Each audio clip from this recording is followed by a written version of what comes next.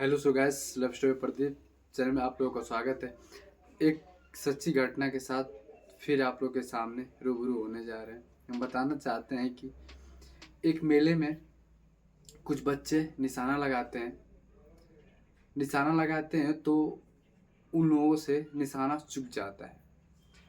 तब तक उसी बीच में एक भिखारी आता है जो कि अनजान भिखारी था और उस बच्चों से कहता है कि आप एक बार निशाना लगाने के लिए हमें दोगे बंदूक। तो लड़के कहते हैं चलिए ठीक है, लगा लीजिए निशाना। वो निशाना जैसे ही लगाता है, बहुत सटीक निशाना मारता है।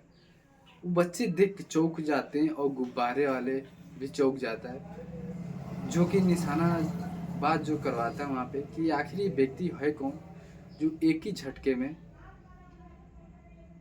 जिस बिंदु को कह रहे हैं टच करने के लिए उस बिंदु को टच कर दे रहा है।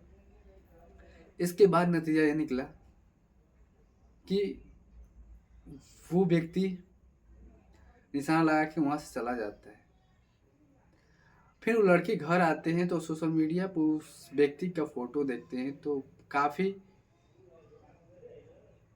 उनके मन में कुछ ख्याल आने लगता है और कहते हैं घर पे कि इस व्यक्ति तो हमने मेले में निशाना लगाते हुए हमें देखा है, फिर ये व्यक्ति है कौन। जो कि बताया जा रहा है कि पुलिस में रहता था, इंस्पेक्टर की पद से पे रहा करता था पहले। इसके बाद नतीजा यह निकला कि वो लोग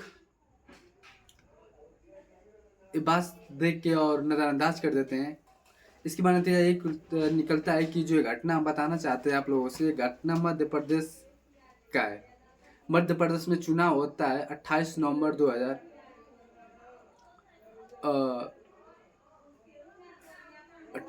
2020 में। और काफ़ी वहाँ पे हलचल मची रहती है और 10 नवंबर 2020 को गणना होने के लिए जब गणना होता है तो पूरी पुलिस वहाँ पे इकट्ठा रहती है और पूरे वहाँ के प्रशासनिक व्यवस्था टाइट रहती है। उसी मध्य प्रदेश में एक जिला पड़ता है ग्वालियर में जब गणना हो रही थी, वहाँ पे टीएसपी साहब थे रत्नेश सिंह और विजय भदौरिया। इन लोगों का ड्यूटी वहाँ लगा था। कुछ दिक्कत के कारण रात को करीबन 12 बज गए। लाइट न रहने के बाद वहाँ पे मतगणना होता ही रहा किसी तरह। जब मतगणना हुआ तो वहाँ का जो विजयी हुआ सब लोग अपने अपने घर चले गए। कुछ देर तक वहाँ इन लोगों ने 1:30 बजे रात तक वहाँ रुके थे, देखे कि यहाँ माहौल सब ठीक ठाक तो है ना। इसके बाद व्यवस्था देख के ये लोग ड्यूटी से अपने रूम पे जा रहे थे। जैसे कुछ दूर आगे बढ़ने के बाद एक आदमी रास्ता क्रॉस किया। इसके बाद डीएसपी साहब का नज़र उस व्यक्ति पे गया। जैसे ही गाड़ी आगे बढ़ी तो बोले कि ऐसा है, गाड़ी रोको।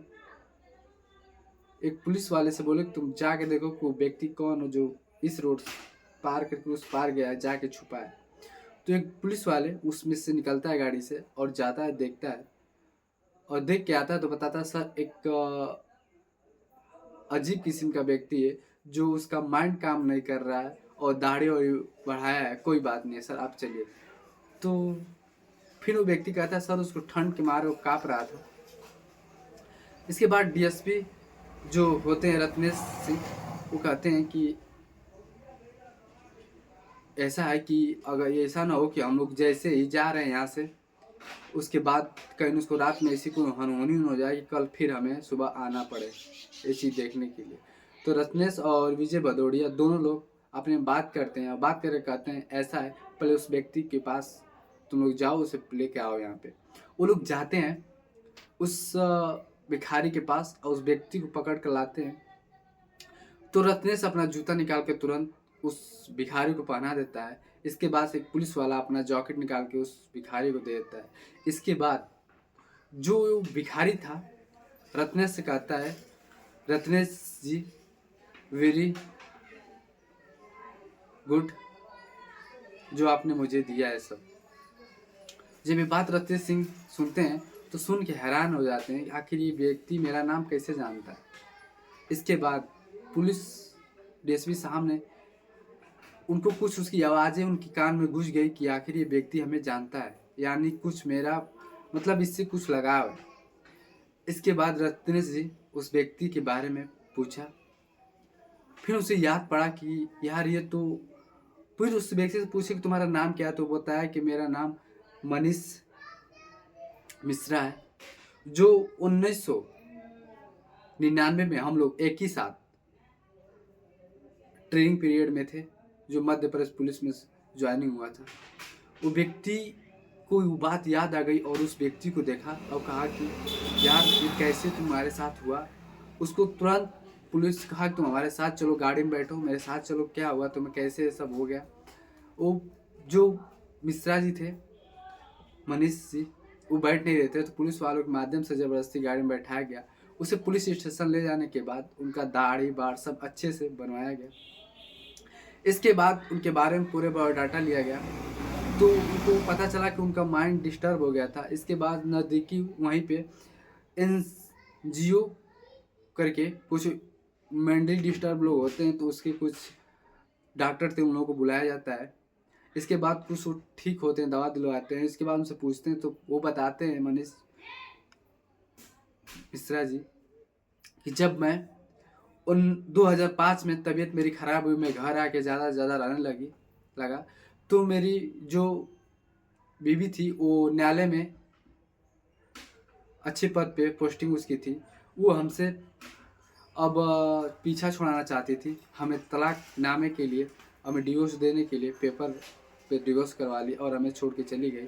और हमारी तबीयत काफ़ी बिगड़ गई थी और मेरे जो पिताजी थे बुजुर्ग हो गए थे और माँ भी, और जो मेरे भैया लोग थे वो भी सब लोग अच्छे अच्छे पद पे थे। हम किसी का बोझा नहीं बनना चाहते थे, इसलिए मैंने अपना घर त्यागा और ऐसा सब कुछ काम पागलों की तरह घूमता रहा वो व्यक्ति, क्योंकि उस माइंड से डिस्टर्ब हो गया था, जो कि उसकी पत्नी उसे छोड़ के जा चुकी थी। इसके बाद पुलिस जो रत्नेश सिंह जी थे, वो उस व्यक्ति को हेल्प कराए और उसे अच्छी सुविधा दिलवाए और उसके घर पहुंचवाए, दवा ववा करवा के वो व्यक्ति फिर सही हो गया। और फिर इसके बाद पता नहीं चला कि वो व्यक्ति है तो कहाँ है, कर रहा है तो क्या कर रहा है, ये किसी को कुछ पता नहीं चला। और किसी को ये बात मालूम चले तो हमें बताए कि वो व्यक्ति कहाँ है, क्या कर रहे हैं, क्या नहीं कर रहे हैं, क्योंकि इतना ही तक हमें मालूम है। इस घटना का रहस्य ये है कि आप लोग किसी भी परिवार के भी हो, ऐसे किसी के साथ नहीं करना चाहिए। किसी के घर का वो लड़का हो, चाहे किसी घर का भी औरत हो, कोई किसी के साथ ऐसा धोखाधड़ी नहीं कर सकता है। जब बंदा सही था तो साथ में थे, अब सही हुआ तो छोड़ के हम चले गए, ये गलत है। इसी वक्त हम अपनी बाड़ी को विराम देंगे। जय हिंद, जय भारत।